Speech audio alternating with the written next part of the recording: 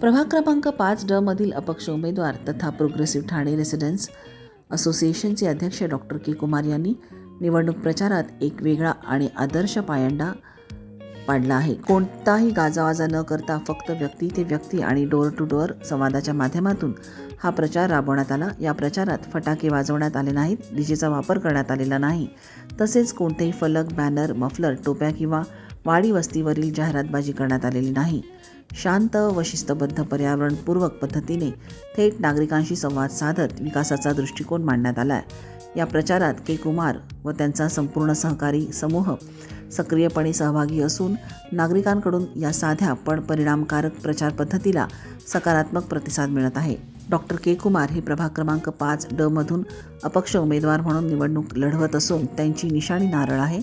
नागरिकांनी मतदान करताना नारळ या निशाणीसमोरील बटन दाबून डॉक्टर के कुमार यांना भरीव मतांनी विजयी करण्याचे आवाहन करण्यात येत आहे.